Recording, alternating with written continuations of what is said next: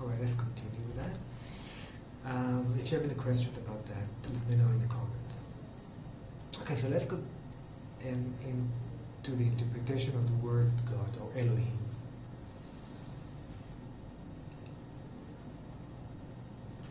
The word Aleph we met already in beresheet, and the letter Aleph symbolizes origin, cause, a single source, an aspect of light, symbolized by the number 1. Lamed. The letter Lamed symbolizes learning, teaching, high aspiration, connecting the material and spiritual world, filling oneself with meaning, symbolized by the number 30. If you remember in one of the stories about the man near the pool who said he was waiting there for 38 years, well, Lamed is 30 and the letter Chet is 8, and that means not that he wasn't there 38 years, but he was there learning about life. He's a student of life. I will get into that also in another podcast chapter. Hey, the letter Hey symbolizes wisdom, understanding, disciplined imagination, symbolized by the number 5. Now, when the letter Hey is used at the end of a name, it has to do, it makes it into a female form, which is the subconscious. Now, even if you see these letters here, Leah, the name Leah, have the Lamed, the A and the Hey. So when the Hey is at the end, it turns the characteristic into a female characteristic. Alright? And in my opinion, the male characters in the Bible are symbols of consciousness, while the female characters speak of the subconscious mind. And that's why there are more male characters in the Bible, because the Bible deals mainly with consciousness and less with the subconscious, although it plays a big role. Alright, so, okay, let's continue with the letter Yod. We've also had that in beresheet. This letter symbolizes magnification of the power of awareness, a great light, a minimum effort for maximum results, symbolized by the number 10. Okay, now continue with the letter M, letter Mem. Also, the letter Mem at the end of a word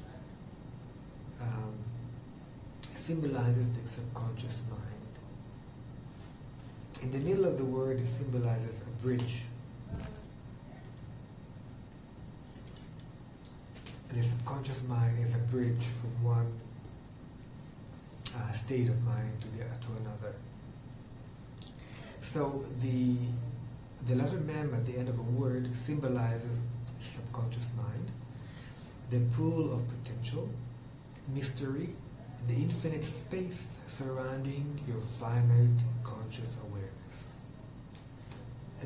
This letter is symbolized by the number 40. Okay, let's continue with the interpretation of the word God. I see that I made a couple of mistakes here, but okay, we'll get to that point in a minute. The totality of the word Elohim, or God, contains the aspects origin, source, learning, wisdom, a heightened awareness, and the subconscious mind. Here we are taught the nature of God, the origin of learning, the source of wisdom. Here, learning means the understanding or awareness of your existence. But wisdom is meant the application of the entire universal body of knowledge. A heightened awareness, or light, accesses or sheds light on the subconscious darkness to reveal a part of yourself to yourself. So the interpretation of the word Elohim is basically revealing yourself to yourself. At this initial stage of manifesting a desire, we begin to reveal what we want from the subconscious through the power of our awareness. And this is just the beginning of manifesting a desire in the process of meditation. A note, consciousness without awareness is death, which is a state of complete subconsciousness, as illustrated by the word death in Hebrew, mavet, and I'll take you through it.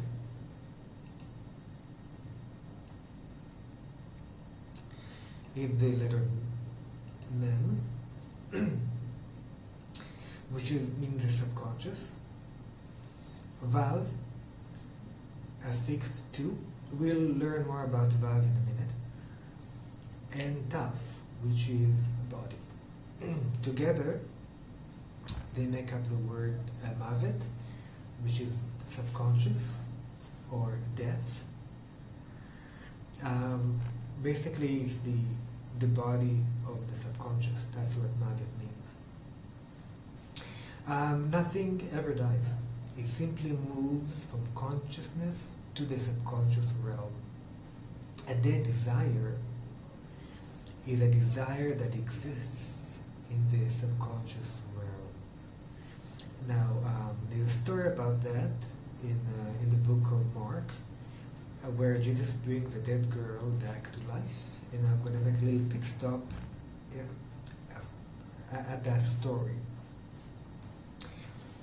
So, in that story, a parable in Mark 5:35 to 43, Jesus, which is your perfectly manifested desire, or your Savior, brings a dead, quote-unquote, 12-year-old girl back to life. Jesus brought the disciple Peter, which means rock faith, James, which means judgment, and John, which is compassion. Sometimes it means love.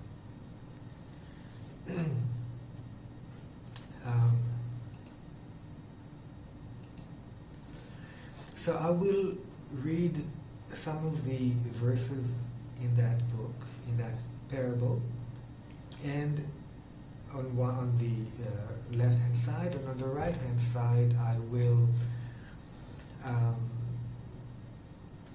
interpret it.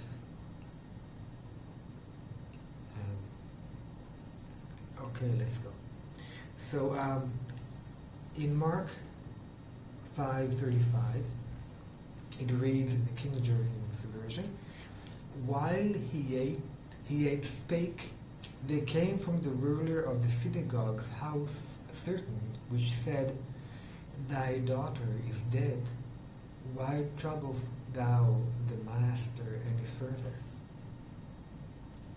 My interpretation is, here your experienced reality is telling you that it is impossible to manifest your desire, as it exists merely in the subconscious realm, death, as I explained earlier, and you should not even bother trying. This is your doubt speaking. In 5:39, "And when he was come in, he saith unto them, Why make ye this ado, and weep? The damsel is not dead, but sleepeth. Here, you tell yourself to stop feeling sorry for yourself and recognize that your desire can be pulled out of the subconscious because it is simply dormant and waiting to be awakened by your imagination, right?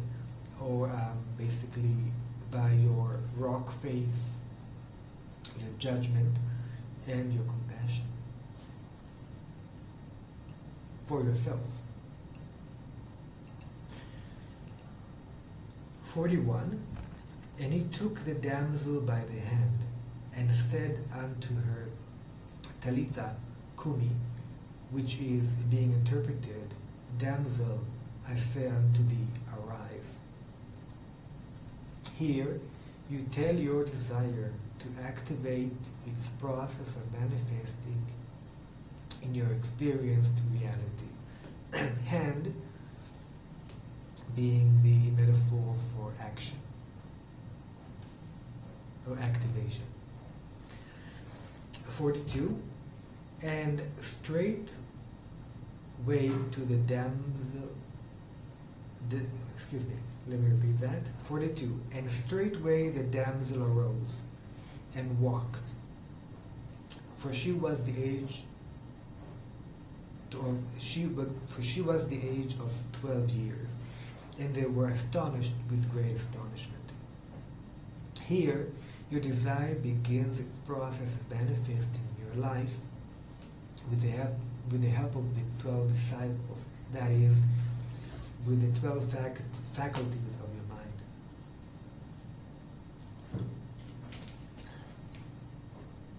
I haven't spoken so much in a long time. All right, I hope you're enjoying this and you're learning it, learning a lot from it. 43. And he charged them straitly that no man should know it, and commanded that something should be given her to eat. Here, your perfectly manifested desire commands itself to be made into substance, or eat, and materialize. So this is the story about death and resurrection, and bringing someone back to life, which basically means it tells you how to bring your desire to life or manifest it by overcoming your doubts. All right, stop feeling sorry for yourself, and by actually telling it to be, right, and taking action.